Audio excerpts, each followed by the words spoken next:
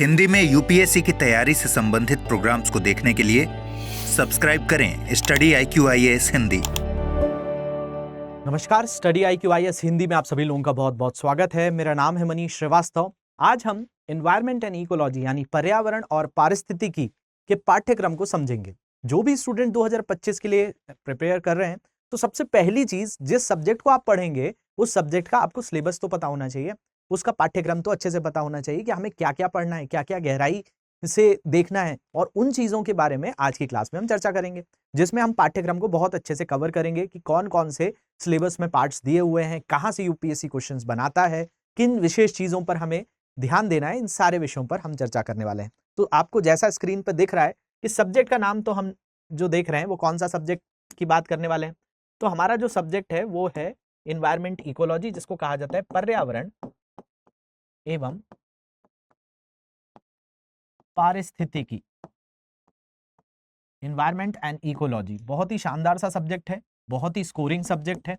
और इसके बारे में अगर हम देखते हैं तो हर साल 15 से 20 क्वेश्चन के बीच में इस पर्टिकुलर सब्जेक्ट से चीजें आती हैं। करंट में बहुत सारी ऐसी चीजें हैं जो इस सब्जेक्ट से जुड़ी हुई रहती हैं। तो चाहे हम प्रीलिम्स के एग्जाम की बात करें यानी प्रारंभिक परीक्षा की बात करें, चाहे मुख्य परीक्षा की बात करें, दोनों में ही इस सब्जेक्ट की बड़ी भूमिका है। तो इस सब्जेक्ट के लिए आपको क्या क्या विशेष तरह की चीजें, अगर जो 2025 के लिए जो स्टूडेंट प्रिपेयर कर रहे हैं उनको क्या ध्यान रखना है, उनके लिए आज का जो सेशन है वो बहुत महत्वपूर्ण होगा। तो चलिए आगे बढ़ते हैं। आगे बढ़ने से पहले आप लोगों के लिए इंफॉर्मेशन है कि जो 2025 में स्टूडेंट प्रिपेयर कर रहे हैं, 2025 के वो स्टूडेंट्स हमारे P2I बैचेस में एनरोल कर सकते हैं। वहां पर भी ये सारे सब्जेक्ट्स आपको पढ़ाए जाते हैं, जितने भी आपके प्रीलिम्स में सब्जेक्ट हैं और मेंस में सब्जेक्ट हैं। जीएस, सीसेट, करंट अफेयर्स, ये क्लासेस आपको इस P2I बैच में मिलती है। इस P2I बैच की खासियत ये भी है कि इसमें लाइव सेशंस, आपको मेंटोरशिप, 1-to-1 मेंटोरशिप भी मिलती है, जिसमें आपको एक मेंटोर अलॉट होता है जो आपकी तैयारी के दौरान आपको पूरे समय मदद के लिए तत्पर रहता है। इसके अलावा इसमें current affairs program, cap program जो है और सीसेट का प्रोग्राम, ये आपको साथ में मिलता है। 1700 घंटे से ज्यादा की क्लासेस होती हैं।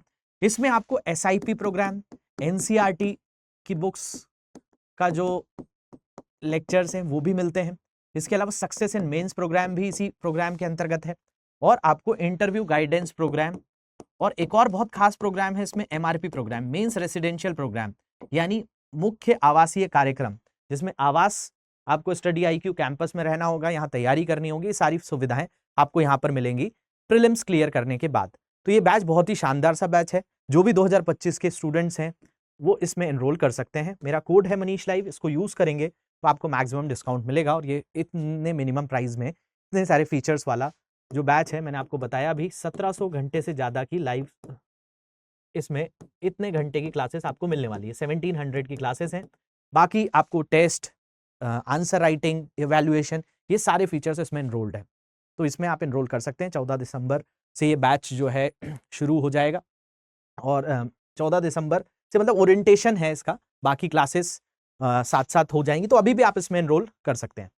इसके अलावा कोई तरह के इश्यूज आते हैं तो ये मेरी टेलीग्राम आईडी है, इसको ज्वाइन कर सकते हैं। बाकी ये मेरी बाकी सोशल मीडिया हैंडल्स हैं, यहाँ पर भी आप जुड़ सकते हैं, क्वेश्चन पूछ सकते हैं। ये मेल आईडी है, इंस्टाग्राम आईडी है, बाकी भी आईडीज दी हुई हैं, कहीं पर भी आप जुड़ सकते हैं।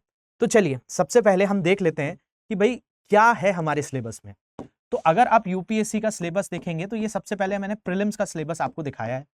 प्रीलिम्स के सिलेबस को आप देखें, प्रारंभिक परीक्षा के सिलेबस को आप देखते हैं तो इसमें पहला जो है वो करंट अफेयर्स है, दूसरा हिस्ट्री है, ज्योग्राफी है, पॉलिटी है, इसके अलावा इकोनॉमिक्स है। अब जो हमारे काम की चीज है वो यहाँ पर दी गई है, जिस सब्जेक्ट के बारे में आज हम चर्चा करने जुड़े हैं, जिसका नाम है पर्यावरण एवं पारिस्थितिकी।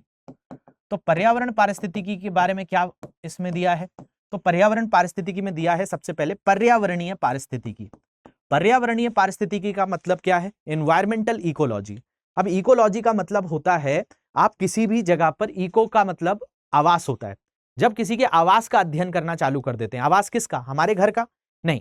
जब भी इकोलॉजी की बात होती है तो इकोसिस्टम की बात होती है। इकोसिस्टम का मतलब है कि भाई जीव समुदाय जहां रहते हैं, जीव समुदाय और पर्यावरण के बीच में एक संबंध है। जैसे कोई जंगल है, उस जंगल में एक शेर भी रहता है, एक बकरी भी रहती है, एक हिरण भी रहता है, एक बंदर भी रहता है, एक भालू भी रहता है। अब ये सारे जीव समुदाय हैं, वहां पर हो सकता है उष्णकटिबंधीय वन हो, वहां पर शीतोष्ण वन हो, वहां पर टाइगा तरह की वनस्पतियां देखने मिलती हो। तो इस तरह का जहां समावेश मिलता हो, उन समावेश के साथ जो उनका अंतर संबंध है पर्यावरण के साथ, उसको इकोलॉजी कहा जाता है। तो आपको इसके अंतर्गत सारे विषयों को देखना है भाई। इसी के अंतर्गत जैसे आप अलग अलग विषय पढ़ते हैं, तो पर्यावरण पारिस्थितिकी भी एक ऐसा विषय बताया गया जो इनसे जुड़ा हुआ है। मतलब कैसा? तो इसका मतलब है कि जैसे आप देखेंगे कि इस दुनिया की सबसे छोटी इकाई क्या है, तो मूलभूत कण है। उसी मूलभूत कण से क्या बना है? तो उसी मूलभूत कण से परमाणु बना है, उसी परमाणु से अणु बना है, उसी अणु से क्या बन रहा है? तो उसी अणु से आपका डीएनए बन रहा है, उसी डीएनए से कोशिका बन रही है, उसी कोशिका से ऊतक बन रहे हैं, ऊतक से अंग बन रहे हैं, अंग से अंग तंत्र बन रहा है, अंग तंत्र से शरीर बन रहा है, और शरीर से एक जीव समुदाय खड़ा हो जा रहा है। एक ही शरीर की अगर बहुत सारे लोग हो जाएं तो जनसंख्या, और उन्हीं जनसंख्या का जो समूह हो जाता है तो उसी को आप समुदाय कह देते हैं। उसी समुदाय का जब समूह हो जाता है तो उसी को पारितंत्र कह देते हैं, और पारितंत्र के समूह को बायोम कहा जाता है, और बायोम के समूह को जैव मंडल कहा जाता है। ये सारी चीजें पर्यावरण पारिस्थितिकी के अंतर्गत पढ़नी होती है। तो इकोलॉजी, इकोसिस्टम, ये बहुत सारी चीजें हैं जो इस सब्जेक्ट के अंतर्गत आपको पढ़ाई जाती हैं। तो सिलेबस में भी दी गया है कि पर्यावरणीय पारिस्थितिकी। फिर एक सब और टॉपिक है जिसका नाम है बायोडाइवर्सिटी, जैव विविधता। जैव विविधता मतलब जो जीवों में पाई जाने वाली विविधताएं हैं। अब विविधताओं के भी आपको स्तर पढ़ाए जाएंगे कि भाई आनुवांशिक स्तर पर भी होता है, प्रजातीय स्तर पर भी होता है, पारिस्थितिक तंत्र के आधार पर भी होता है, इकोसिस्टम के आधार पर भी जैव विविधता को बांटा जाता है, अलग अलग स्तरों में देखा जाता है। जैसे ह्यूमंस है, अब इंडिया का जो व्यक्ति देखने में है, उसके जो नैन नक्श हैं, उसका जो चेहरा है, वो अफ्रीका के व्यक्ति से अलग है। तो है सब एक ही जीव, मानव ही है, होमो सेपियंस सेपियंस ही है, लेकिन हमारे में और अफ्रीका के व्यक्ति में, हमारे में ऑस्ट्रेलिया के व्यक्ति में थोड़ा अंतर है। तो वो क्या है? जीवों के अंतर्गत ही पाई जाने वाली कुछ अलग तरह की विविधता होती है, उसी को आनुवांशिकीय जैव विविधता कहते हैं, जेनेटिक बायोडाइवर्सिटी कह देते हैं।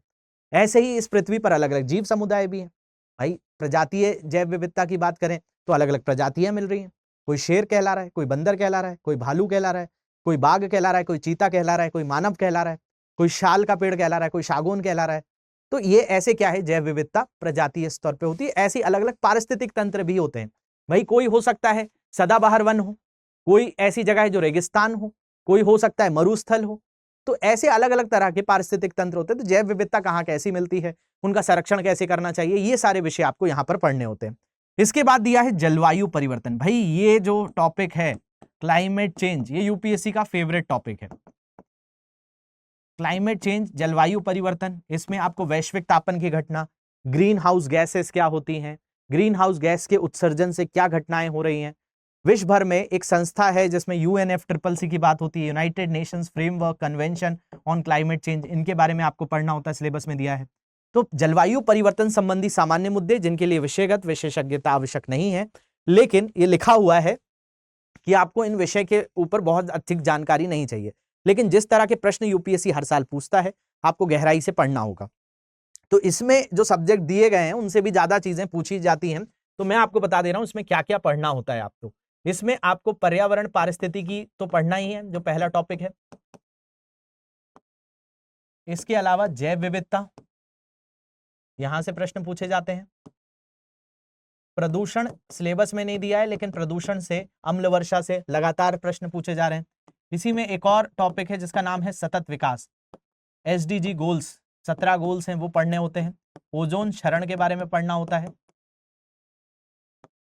और आपका जलवायु परिवर्तन, ये टॉपिक आप गांठ बांध लीजिए जो प्रीलिम्स में आपसे पूछे जाते हैं।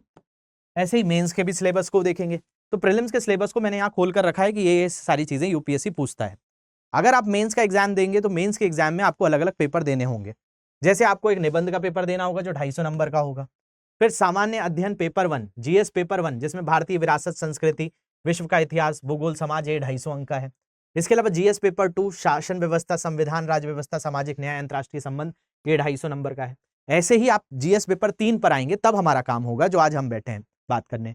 तो GS पेपर 3 में पहला शब्द दिया है प्रौद्योगिकी, फिर दिया है आर्थिक विकास, फिर दिया है जैव विविधता, पर्यावरण।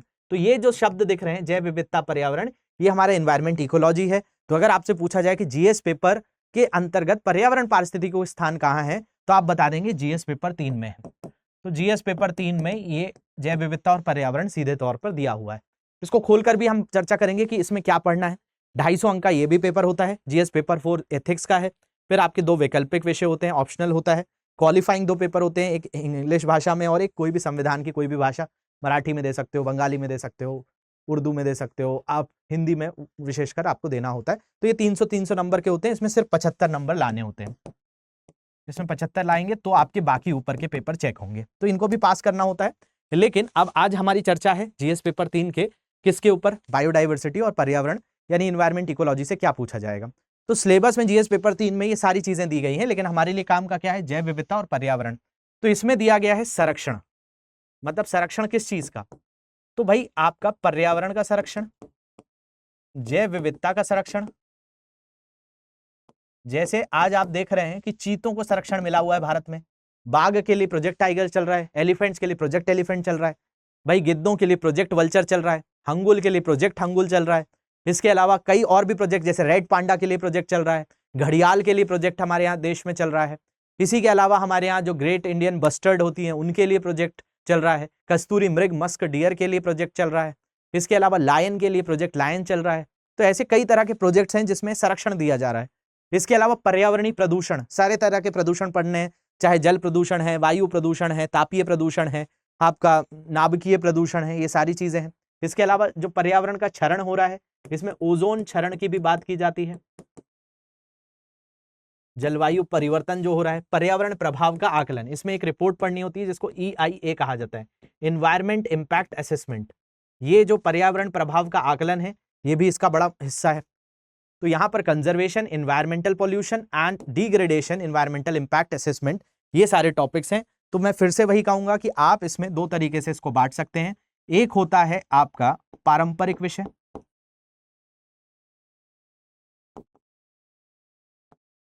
पर्यावरण पारिस्थितिकी को 2 तरीके से पढ़ा जाता है, एक पारंपरिक तरीके से और एक गैर पारंपरिक।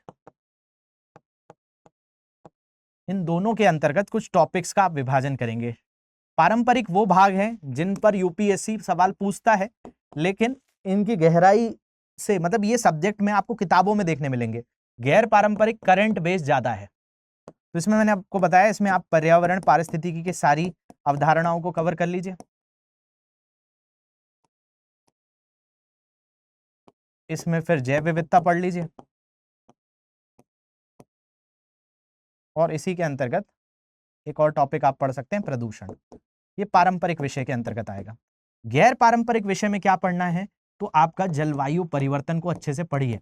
इससे जो भी बैठकें हो रही हैं, क्या परिवर्तन किया जा रहा है जीवाश्म ईंधन के लिए। ओजोन क्षरण वैसे सफल हो चुका है, इसमें किगाली समझौता, मॉन्ट्रियल प्रोटोकॉल, आपका वियना कन्वेंशन, ये सारी चीजें पढ़ी जाती हैं। ऐसे ही सतत विकास है, कई तरह के संगठन हैं, इसमें बहुत सारे संगठन आपको पढ़ने हैं। जैसे मैं आपको कुछ नाम बता दे रहा हूं, जैसे IUCN क्या कैसे काम करता है, साइट्स कैसे काम करता है, WWF कैसे काम करता है, UNEP कैसे काम करता है, UNFCCC कैसे काम करता है, UNCBD कैसे काम करता है। इसी में आपका रामसर कन्वेंशन, ऐसी कुछ संगठन सम्मेलन के बारे में आपसे एग्जाम्स में पूछा जाता है। तो ये कुछ विषय हैं जिन पर विशेष तौर पर आपको गहराई से पढ़ना है। तो सिलेबस में कई चीजें दी गई हैं, कई आपसे अपेक्षा रखी जाती है कि एग्जाम हॉल में पहुंचे, आप पढ़ कर जाएं। तो इसीलिए इनकी गहराई में जब आप पढ़ेंगे तो ये सारी चीजें आपको पढ़ाई जाती हैं। तो आप इनको पढ़ भी सकते हैं, हमारे साथ जुड़ भी सकते हैं।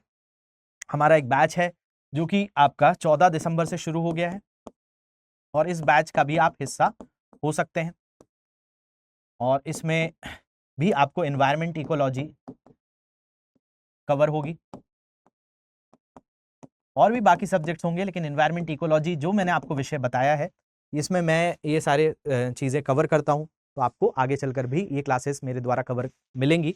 P2I बैच है, बैच नंबर 5 है, इसकी तारीख 14 दिसंबर है, लेकिन आप इसमें एनरोल कर सकते हैं आसानी से, कोई दिक्कत नहीं है। शाम 6 बजे का बैच है। कोड आपको यूज़ करना है मनीष लाइव। इसमें क्या क्या फीचर्स हैं ऑलरेडी मैंने डिस्कस किए।